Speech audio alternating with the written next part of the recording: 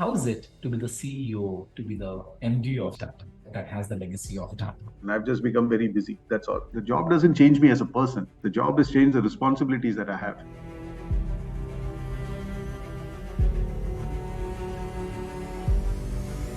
TV Narendran, CEO.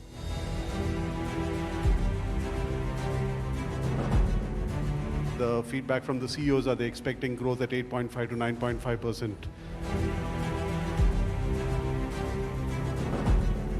There's nothing like a crisis to bond the team. Manage the ego of those people as well. So our job is to get the best out of people. The best player may not be the best captain, and the best captain may not be the best player. So how do I get the best out of you as a person? Depends on how well I understand you as a person. It's appearing to me as if I'm sitting in a leadership simplified masterclass. Wow. When you came across a situation where you experienced ethical dilemma, on what basis did you make that decision? So ethical issues are easy to decide because it's very clear that there's only one way and the right way. Everyone feels fear. Some people manage it better. When the shadow is bigger than the man, the sun is going to set.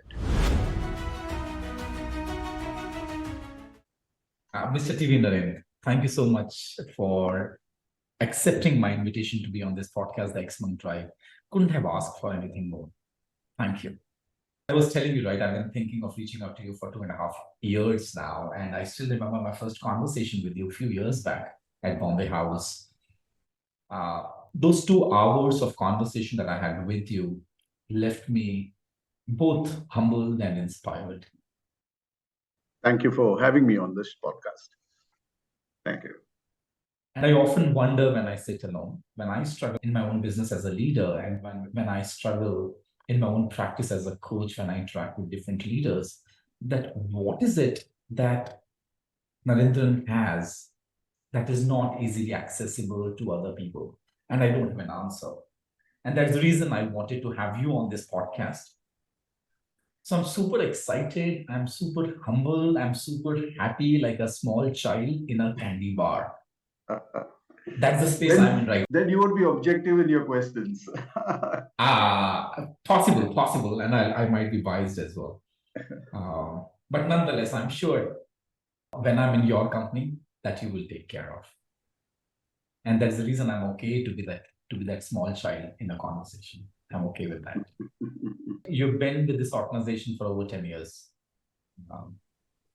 How is it to be the CEO, to be the MD of such a behemoth steel organization like Tata Steel, that has the legacy of J.R.D. Tata, that has the legacy of Jamsetji Tata, that has the legacy of Ratan Tata? Yeah. So I've been in this organization for 35 years, and for the last 10 years as a CEO.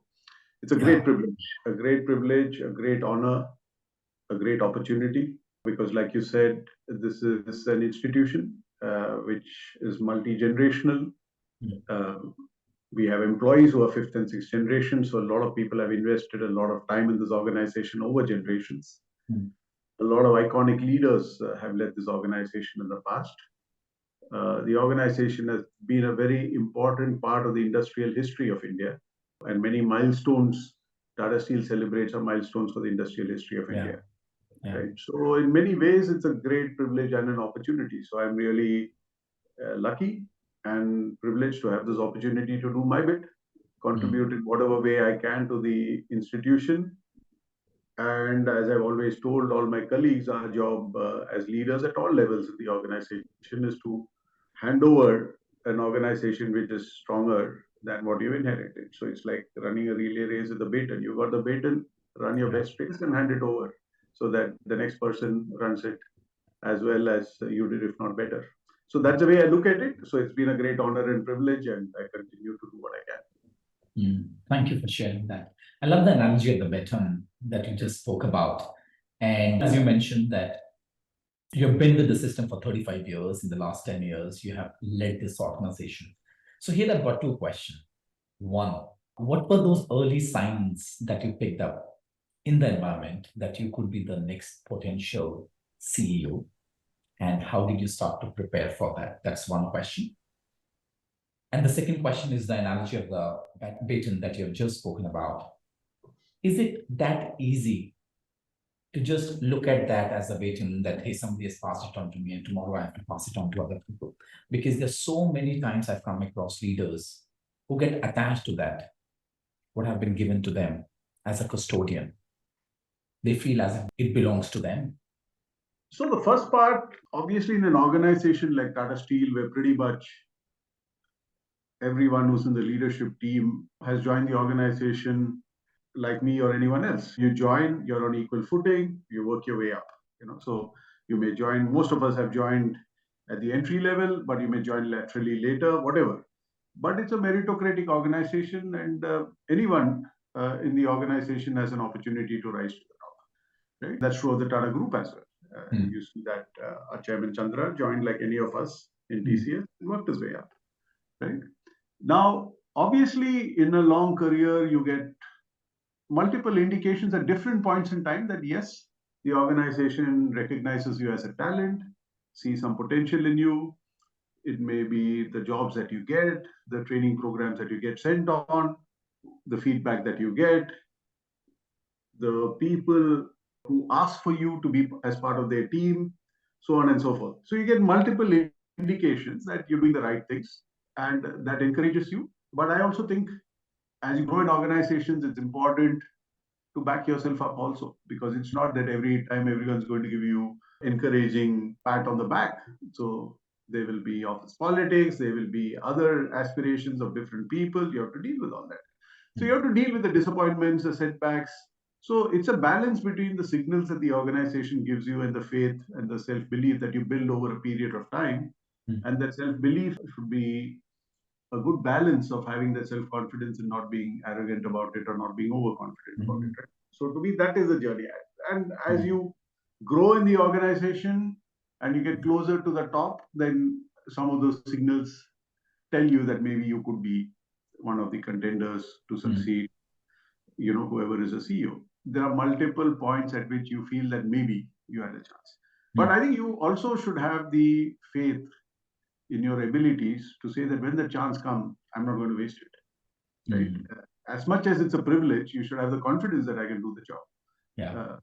It's an opportunity, as you use this word. You shouldn't get overwhelmed by it. You shouldn't get overawed by it. As much as you are privileged to have it, as much as you've admired predecessors that you had, once you have the opportunity, it's your job. The organization is looking at you now to play that role.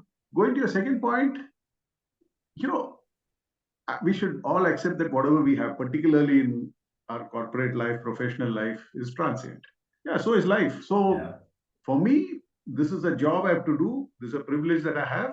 I know I retire at a certain point in time. If I'm not asked to go, I have time till I turn 65.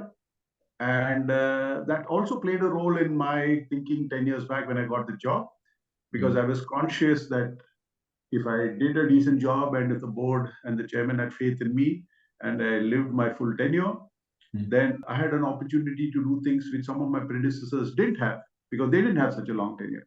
So what is it that I can do which takes more than 5 years or 10 years to do?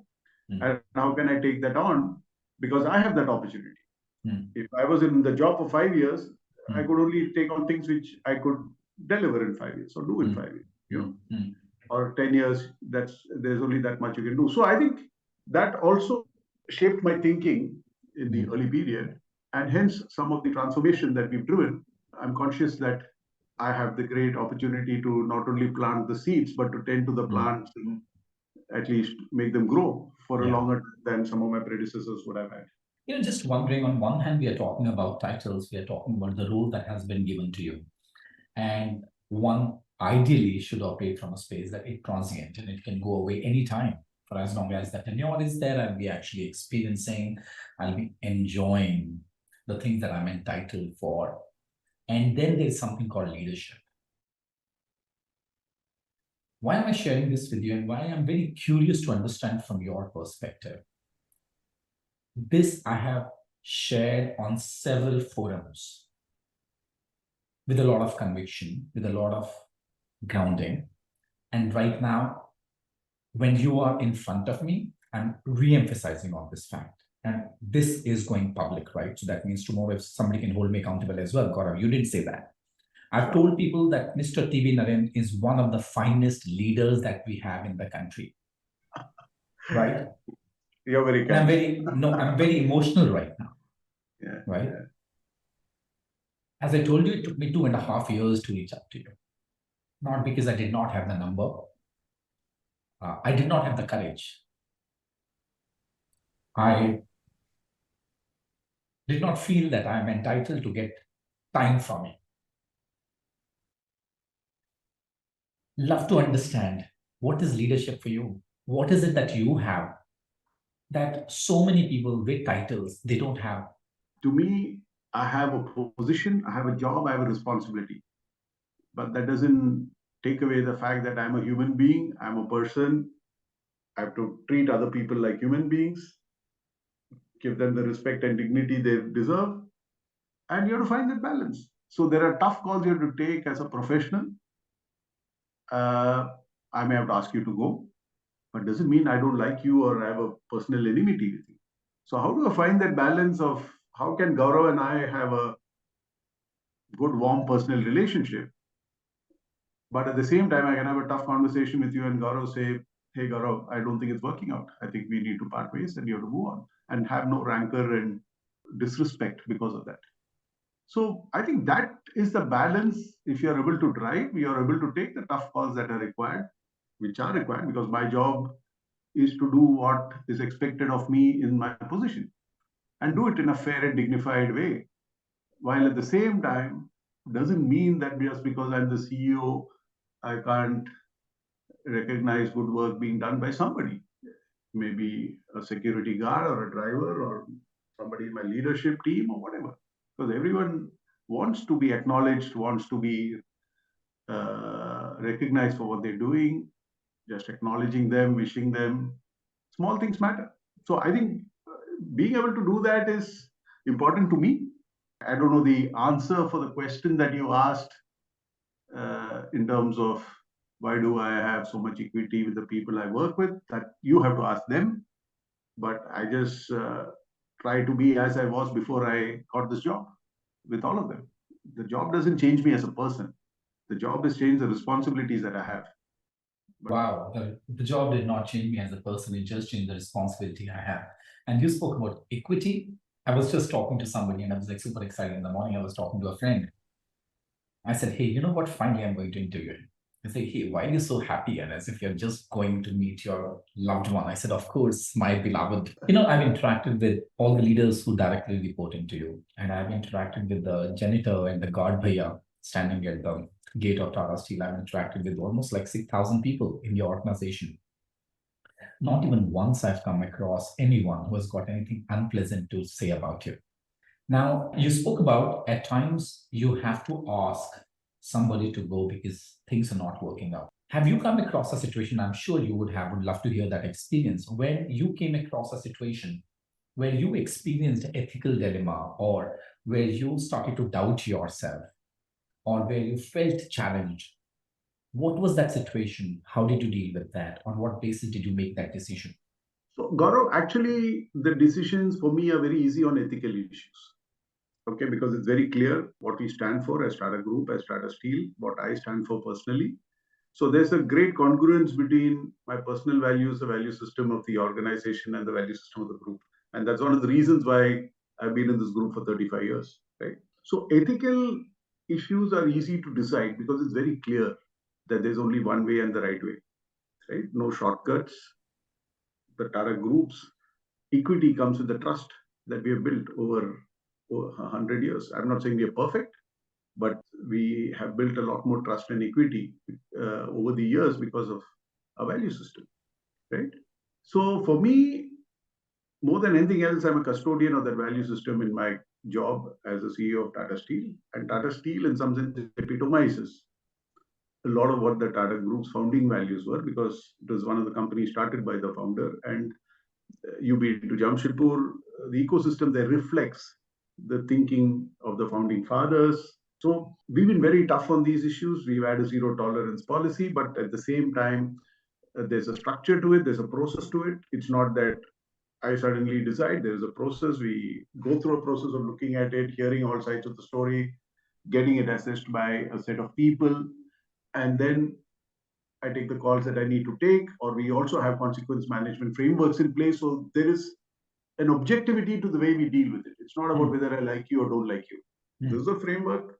If you've stepped outside that framework, you're off, right?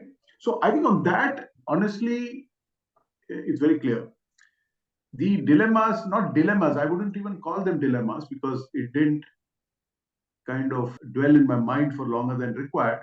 But there have been different points in time, even in the last 10 years, where we've had issues where a lot of people will come and say, I can help you out. There are many people who we know are basically trying to be intermediaries, but we just say, no, sorry, it doesn't work that way for us. Even if it means there's a huge cost to us doing it the right way, but that's the right way to do it, right? And the great thing is, never has anyone, chairman or the board or anybody, suggested otherwise. So there's no kind of conflict there. And it's happened quite a few times, right? And there are so many times when people who don't know you will come and say, there's a shortcut here and you can do it this way and that way. But we don't believe in shortcuts which compromise. And any moment where you doubted yourself? Not doubt myself. I mean, we've had a lot of challenges in the last 10 years. Some of them were like once in a century kind of situations, right? Our minds were closed. Pandemic again was a great challenge because we are not just running a company, we are running a township. We are responsible to the communities. So we've had many, many challenges in the last 10 years. I've had great faith and confidence in the team, in the company. One of the great things about Tata Steel is employees are very, very passionate about the company. You know, so very loyal. Very loyal. And in a crisis, everyone puts their hand up. And whether it's unions, the management, everyone comes together. And I think that's great. That's a great kind of culture to have, and which gives you great confidence. So in any of these crises, I don't think I doubted myself. I just felt that, yes, so what happens is you need to be deeply engaged in the situation, right? So you just go in deep, you have everyone supporting you, working with you, and you have the confidence that you'll find the solutions, you'll come out of it.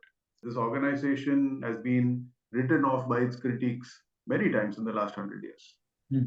And without sounding arrogant, we've always proved our critics wrong, right? But it's not to be overconfident about it. It's more to say that we have the faith in ourselves that we will adapt, we will change, we will correct ourselves, we will improve ourselves, and we will come out on top, hopefully stronger after the crisis than before it. And so that is a faith that I have in the institution, and many of my colleagues have, or most of my colleagues have.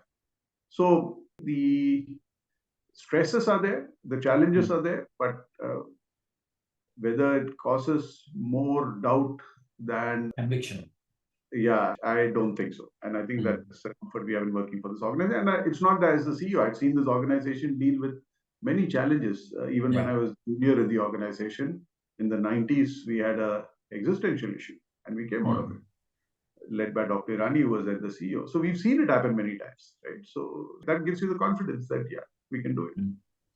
You know, since you just spoke about the different issues, you spoke about the closing of the mines, and that happened very early when you took over as the CEO of this organization. Almost like in the first year of that, you had to go through that. What was going on in your head that he had just taken over as the CEO? So obviously, it was a very challenging period for multiple reasons. I had just become the CEO. Secondly, while I had worked in the organization for long, I had never worked in the raw material side. So it was a new area for me. And the raw materials and mining side is very regulated, a lot of regulatory issues. And I had put that as one of the areas for me to deep dive into once I become the CEO and learn more. And this crisis made my learning very quick. You know, I had to really accelerate my learning. We kind of anticipated that this may happen. And I think that's also an important thing, you know, to be able to anticipate emerging risks. So we actually 2-3 months before the mines closed started importing iron ore, even though it was costing us a lot, because we didn't need to import at that time. But we said, let's test the system. And sure enough, we found that Railways didn't have a freight train to move the iron ore from the port to the plant, and so many other things. So we were, I think, better prepared. The same thing happened during the pandemic. We were better prepared when it hit us because we had started anticipating some of these things happening. Personally, for me, I was actually off to the US for my daughter's graduation. I reached there on a Thursday night. Her graduation was on or I reached there on a Friday. I think her graduation was on Saturday. I was supposed to spend 10 days in the US on a short break after that, and the mines closed. So I just attended a graduation on Saturday and came back on Sunday. So I spent more time on the plains than on the ground because she was on the west coast of the US. But because the last thing I wanted is to not be there when there's a problem. So we set up daily calls. We had war rooms working on this, multiple actions to be taken, and the teams did a fantastic job. And we never had to shut down any of our plants. We operated some of it at maybe 80% capacity, which is not bad at all. Wow. Otherwise, we are normally at 100. So I think for a year, we imported, I think, 5-6 million tons of iron ore from Australia largely. And again, the team gelled together. The opportunity for me was very quickly into my tenure. We had a great opportunity for the team to work together and bond together. And there's nothing like a crisis to bond the team. And so those are the positives. We also, because of this problem, normally the blast furnaces in a steel plant run full out, 100%. So you don't have much chance, much opportunities to experiment with the kind of coals that you use, etc. But because we had this opportunity of not running at 100%, we used it to do a number of experiments on the different kinds of coals we can use. And so when we came out of this crisis, we had found ways to reduce the consumption of coal, which had an impact of 500 to 1,000 crores a year of saving subsequent years. So you also turned, it sounds cliche, but you turned the crisis into an opportunity. Into an opportunity. Yeah. You can turn the crisis into an opportunity only when you can see crisis coming your way. And as you mentioned, that you were prepared enough to deal with that. So one of the themes that I'm picking up right now in this conversation is that people have been talking about change, and they've been talking about the VUCA world, or some people are using the word bunny in these complex world that we are living in. So one is, how can you be prepared for the change? How can you foresee a change might be expected from you as a leader? How to act and how to lead. So that's one thing which is coming from this conversation. The other thing which is coming from me is, what is it a leader can do to manage the emotions that he might be going through? Just imagine that here is a leader who is super excited going for the graduation ceremony of his daughter, and then the next day he has to come back, just touch and come back. As you mentioned that you spend more time on flight than on ground. Another thing which is coming my way right now is making sure that the team is aligned towards a purpose. So let's start from that if you permit, right? I would love to understand from you that in an organization like yours, where the leader who are reporting into you, Mr. Narendran, they are quite senior people. They are managing large portfolios. And I'm sure as we grow in hierarchy, we have our own ego that we would have consciously or unconsciously. I might not be aware of my ego, but it plays out. And especially when I'm in a circle. You have been on the forefront running when it comes to innovation in the organization, digital transformation in the organization. Sustainability is something that you take it personally, making sure that the carbon emission should be low. Is one of the agendas that people are talking about that. Now, on one hand, all these agendas are going on, and then making sure that the team is total alignment. What is your philosophy?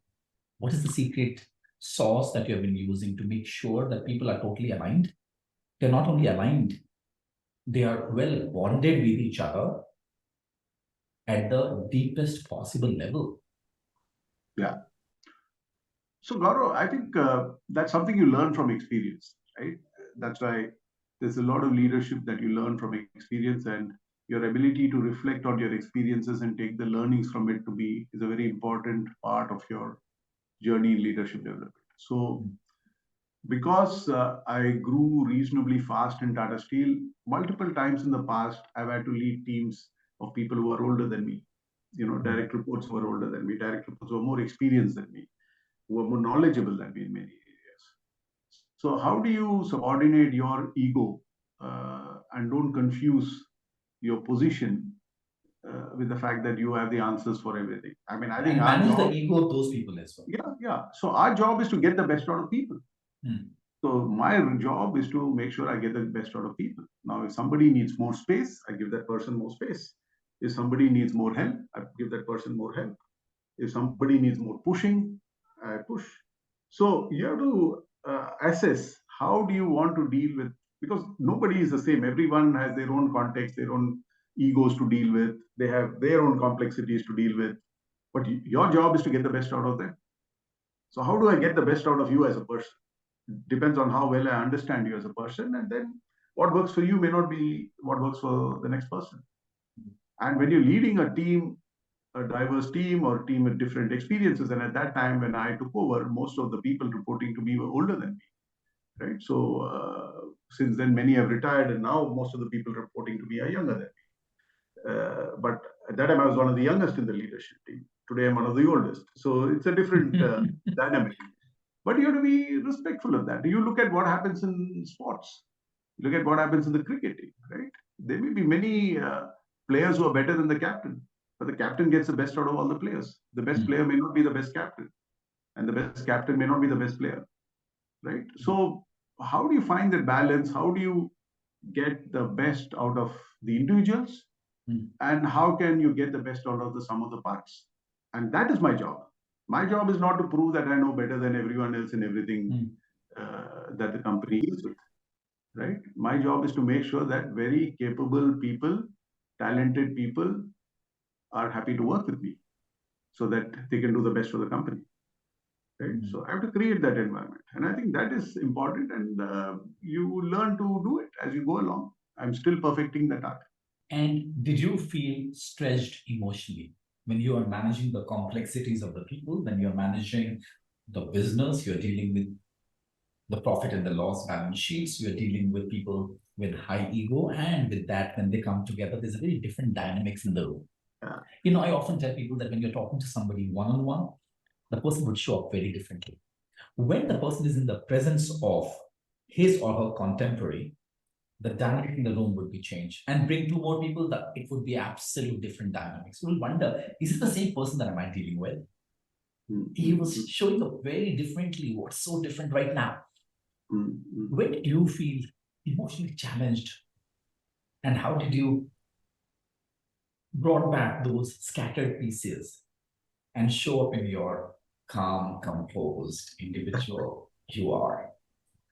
No, I think like somebody said, right? Everyone feels fear. Some people manage it better. So it's the same about stress, challenge, right? Everyone feels the challenge. I feel the challenge, but it's about how I manage it, right?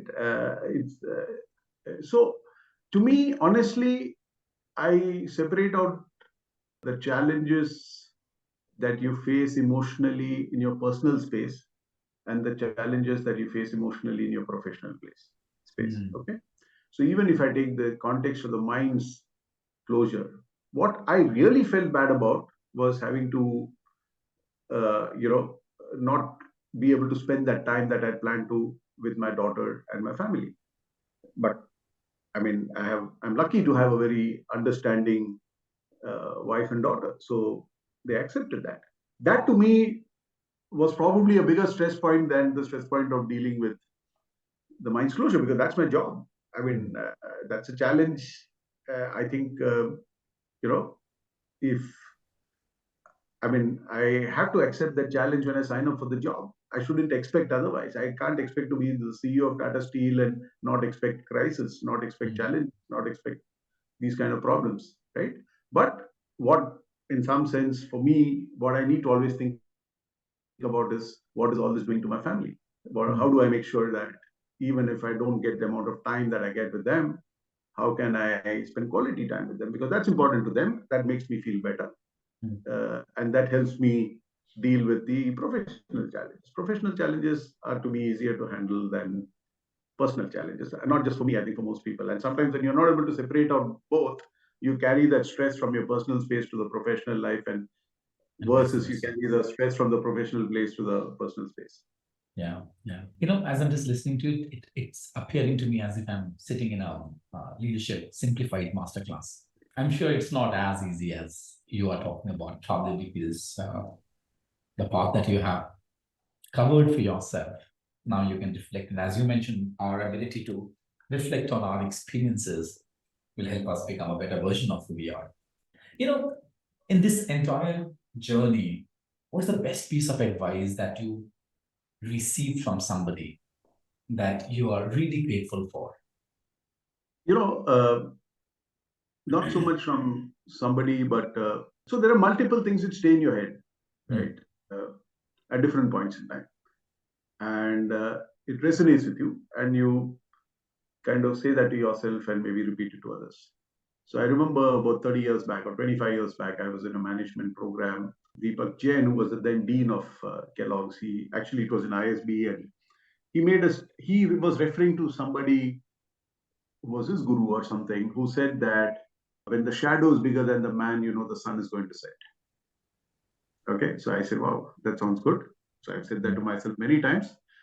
Good way to stay grounded, okay, and be yourself and not be bigger than what you need to be. Maya Angelou, I think, said, people will not remember what you say, people will not remember what you do, people will remember how you make them feel, right? I think that's very important. It's at a personal level. Again, I think these are important things. I have quoted Vijay Govindarajan many times when he said, this more from an organizational point of view, a company who keeps talking of its past has no future.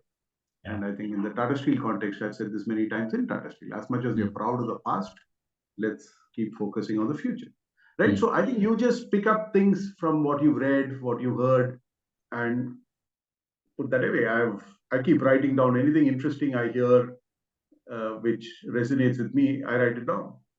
And I have a long list of these things, so which sometimes I just go through it and reflect on it. So these things help because it helps you stay grounded, helps you stay focused, make sure that you don't get ahead of yourself and do what you're supposed to do. I just love the analogies that you just shared with me, being the analogy of the shadow. And if the shadow is bigger than who you are, then it's time for the sun to set. Or Maya's quote that says how you make people feel. And of course, the third one, it's not where you're coming from, where you are heading in your life. Just curious, where are you heading in your life? I've had this great privilege and opportunity to make a difference to an organization who I've admired and I'm happy to be part of. So that keeps me quite busy and hopefully will keep me quite busy for the next few years. As you mentioned that if we continue to focus on the past, we'll not be able to grow. Very curious, what is Tata Steel focusing on right now that the next generation leaders would be proud of, the way you are proud of what the leaders have done in the past? Yeah. So again, as an organization, our strength is we continuously transform, right? And that's why we've been around for more than 100 years. So the question is, what is the transformation that you're driving today, right? So there will be stuff that we do all the time, which is like doing a lot of improvement projects to get our costs down, to continue to be competitive, introduce new products, build more relationships, open up new segments, so on and so forth. So that's, to me, the stuff that you would do anyway, day in and day out. That's what we're paid to do. But there are seeds that we need to plant for the future, right? And to me, I've talked about how can we make this organization culturally, structurally, and financially future ready. Okay. So to me, the financially and structurally future ready part is more linked to management decisions and execution. The cultural future readiness takes time and it cannot be done by diktat. You need to pick the areas where you need to transform yourself culturally and work with the organization at the leadership level and down the line so that the culture builds on what are good from the past, what is good from the past, while at the same time creates a culture which is relevant for the future. Similarly, there are initiatives that we're doing which are relevant for the future. So you talk to digital, you talk to sustainability, for instance. See, as an organization, linearity has been a very important part of our value chain. We dig out iron ore and coal and we make steel, right? Now, the circularity as a concept is what is going to be important. How do we embed that into the way we think about our business? And for instance, recycling is expected to be bigger than mining globally by 2050. So what is the steel going to do about it? Iron ore was very important for the last 100 years for us. Maybe the next 100 years, scrap will become as important, right? So then how do you pivot the organization to start building capabilities in these areas? So we're doing a lot of work on sustainability and circularity. Digital is something which is a game changer, and hence we started on this journey 5, 6, 7 years back. We recognize that there's a lot of bureaucracy in Tata Steel, which comes in any large complex organization which is over 100 people. So driving the agility program is an important part of it. If you look at the Tata values, which is integrity, unity, responsibility, excellence, the fifth value is pioneering. Tata Steel was the epitome of pioneering when we were started, right? How many things are we doing today which is pioneering? Question I ask myself and we ask ourselves. And whether it's in people practices, because this came up to me in one of the conversations with the youngsters, all the pioneering stuff in people practices that you talk about were done 100 years back. What are you doing today, which is pioneering? And that's when we started reflecting on, LGBTQ policies. This is 5, 6 years back. Getting in transgenders, gender diversity is just catch up for us. I mean, it's nothing new. We need to catch up with others. So what is it, whether it's in technology? To me, for an organization which has been around for a long time, we are more on continuous improvement mode than on breakthrough innovation mode. So how do you bring those elements of a culture where breakthrough innovative work can happen? For a company which has been around for more than 100 years, we are not really seen as a global technology leader. Why not? What do we need to do to build that? Now, some of these takes time. It's not going to happen overnight or in 3 years or 5 years. So that's why what I said at the beginning, these are transformations which I can drive simply because I have a privilege of a longer tenure. Just curious, did you have any assumption that served you in the initial 5 years of your role as a CEO that you had to challenge, or you're in the process of challenging right now to move to the next level? So, one of the things which I wrote down for myself is, right at the beginning, is how can we make Tata Steel one of the most admired and valuable companies in the world, steel companies in the world. Right? So valuable is easy to measure. That's your market cap. And what is admired? How do you define admired? Admired by whom? Admired for what? What is the parameter? What are the quality standards? So then you start asking yourself, okay, what are the areas where I think Tata Steel is admired today? What are the areas where I think Tata Steel is not admired enough today? And then that gives you a starting point to say, these are the areas I need to push harder, right? And it's a moving target. There's no destination here. It's more a continuous journey. So you need to frame those questions which will help you think in a slightly different way. And these are, to me, questions which will be relevant even 10 years from now, 20 years from now, my time. So they are not, they're not target oriented. Okay, I have a goal, we'll make 40 million of steel, I'll do this, I'll do that. That's fine. That's also important because you can't stay at a very philosophical level also. You have to, translate that into actions on the ground. But at leadership level, you just need to keep asking yourself some of these questions which will put things back. I mean, many years back, Mr. Tata had asked Mr. Muthuraman, the then CEO, what is Tata Steel's contribution to the steel industry? And that's a very deep question, more in terms of what are the new processes you brought, or what is it that we have done for the steel industry? So things like this. So some of these questions provoke you, and they're pertinent for a very long time. As you mentioned, that we need to look at from the 3 different lenses of how are we progressing culturally, how are we progressing financially, and how are we progressing structurally. Now, here's the last question for you, Mr. T V Narendran. How has being the CEO with Tata's team? As you mentioned, it's a privilege as well as an opportunity. How has it evolved you as a human being, as an individual, as the person that I'm speaking with? So hopefully, like I said, I've not changed as a person. I've just become very busy. That's all. So, so sometimes because you're so busy, people think just like you did, you know, that maybe he's not, he's different. No, You know? I thought, let me correct myself. I thought that I might be disturbing him. I know you are accessible because of my personal experience. Yeah. And I remember what you said. Hey, Gaurav, it was as easy as just sending me a message, and that will stay with me by the way. So yeah, so sorry, I interfered. Yeah. No. So to me, I'm not. I think as a person, I'm still the same, but I'm obviously much busier. So there are multiple pressures on my time.